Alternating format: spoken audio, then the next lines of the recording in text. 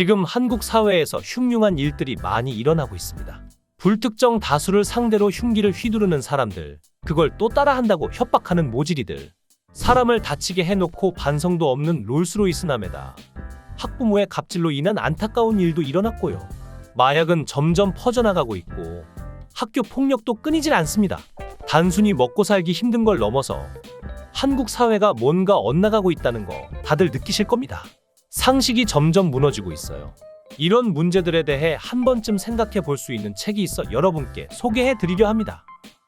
불평등 트라우마라는 책이 있습니다. 광고 아니고요. 정치 이야기하려는 것도 아닙니다. 다만 불평등이 야기하는 심리적 문제가 지금 한국에서 일어나는 일들을 잘 설명해 주는 것 같아 여러분께 소개해 드리려 합니다. 영장류는 사회적 동물입니다. 그러니 비교하는 게 숨쉬듯 자연스러워요. 옆에 친구한테는 포도 주고 자기한테만 오이 주면 성질나서 집어던지는 게 원숭이들이에요. 털없는 원숭이는 한층 더합니다. 사촌이 땅을 사면 배가 아프다라는 말이 괜히 있는 게 아닙니다. 자존감 강사들이 말로는 비교를 멈춰야 한다. SNS 그만해야 한다는데 이게 본능에서 비롯되는 거라 어쩔 수 없어요. 그러니 더 이상 비교하는 나를 탓하지 말고 사회적인 관점에서 접근해 보자고요. 비교는 상대적입니다. 화장실도 없는 흙집에서 사는 인도의 빈민들과 방이 3개 있는 아파트에서 사는 노르웨이의 실업자나 빈곤감이 비슷했다는 연구가 있어요. 우리는 자기보다 월등히 뛰어난 사람과 비교하지 않습니다. 이재용이랑 비교하는 게 무슨 의미가 있겠어요. 비슷한 수준의 친구나 직장 동료하고 비교하죠. 개코 원숭이들도 서열 8위는 6위와 싸우지 1인자에게 덤비지 않습니다. 중요한 건 소득의 절대적 수준이 아니에요. 남과 비교했을 때 느끼는 상대적 박탈감입니다. 어떤 사회의 불평등이 심할수록 지위나 서열을 비교하는 정도가 심해져요. 그러면 남이 나를 어떻게 볼지 항상 전전긍긍하고 불안해집니다. 당연히 자존감은 낮아지고 스트레스와 공격성이 증가합니다. 서열이 낮은 모든 포유류 동물의 공통점이에요. 다만 사람은 이를 다른 방식으로 대처하는데요. 크게 5가지가 있습니다. 첫 번째는 공격성을 자기 자신에게 돌리는 경우입니다.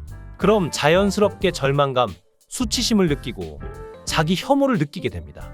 실제 불평등이 큰 사회일수록 불안, 장애와 우울증이 증가해요.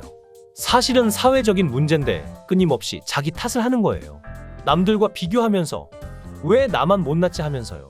IMF 이전에 비해 공황장애와 자살률이 증가한 것도 같은 맥락입니다. 두 번째는 공격성을 남들에게 돌리는 것입니다.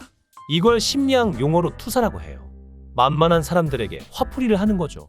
학교 폭력, 왕따, 직장 내 괴롭힘, 콜센터 직원에 대한 욕설, 교사에 대한 학부모의 갑질, 진상 손님, 악플, 혐오도 그 뿌리가 여기에 있습니다. 그들에게 면죄부를 주려는 게 아니에요. 개인의 문제이지만 동시에 사회적 문제이기도 하다는 겁니다. 불평등한 사회에서는 사람들의 공감 능력이 크게 줄고 사소한 일에도 비난하고 처벌하려는 경향이 증가해요. 선입견과 사회적 편견도 증가하고요. 특히 저소득층일수록 폭력 범죄가 증가합니다. 남들이 나를 얕잡아 본다는 수치심을 더 크게 느끼기 때문이에요. 세 번째, 낮아진 자존감의 반작용으로 자기애와 자신감이 지나칠 정도로 커지는 것입니다. 불평등한 사회일수록 자신을 과대평가하게 되고 자기중심적인 성향이 강해집니다. 아들러라는 심리학자가 말했듯이 사람들은 열등감을 느끼면 자신이 남들보다 우월하다는 방어기제를 만들어냅니다. 결국 허세, 속물근성, 나르시시즘, 선민의식에 빠지게 됩니다. 특별히 나쁜 사람이어서가 아닙니다. 지위로 사람을 판단하는 사회에 맞서 살아남으려는 몸부림으로 봐야 해요. 인스타와 블라인드가 직업과 외모, 몸매나 돈 자랑하는 무대가 된 이유가 여기에 있습니다. 기성세대나 언론은 이걸 MZ만의 유별난 문제로 덮어버려요. 학창시절의 경쟁과 줄세우기를 가장 극심하게 경험한 세대한테 말이죠. 진짜 문제는 이게 자기애라는 가면 뒤에 숨은 것뿐이라는 거예요. 불안은 사라지지 않고 그대로 남아있습니다. 그러니 사소한 비판도 방어적으로 받아들이게 되고 모든 게 불편해지기 시작해요. 힐링, 위로, 자존감 같은 것에 집착하기도 하고요. 심리학이 인기인 이유도 마찬가지예요. 그만큼 자존감이 만성적으로 위협받기 때문입니다. 다음으로 4번째 방식은 현실 회피입니다. 사회적 지위를 유지하려는 노력은 엄청난 스트레스를 유발합니다. 그럼 위안을 얻기 위해 술이나 마약, 도박에 손대게 됩니다. 폭식을 하기도 하고요. 최근 한국에서 마약이 크게 늘었죠. 명품 같은 것에 과소비를 하기도 하고요. 사회학자 베블러는 사람들이 사회적 지위를 드러내기 위해 과소비를 한다고 보았습니다. 단순 소유욕 때문은 아닌 거죠. 실제로 소비주의는 불평등과 밀접한 관계가 있습니다. 마지막으로 사회적 고립입니다. 일본처럼 한국에서도 은둔형 외톨이가 증가하고 있다고 하죠. 남들이 나를 어떻게 볼지 신경 쓰다 보니 사람 만나는 게 귀찮고 피곤해진 탓입니다. 집에서 넷플릭스나 유튜브 보는 게 제일 편해요. 인간관계에 대한 욕구는 인터넷 커뮤니티에서 해결하고요. 그럼 반사회적인 커뮤니티를 접할 확률과 시간도 많아지겠죠.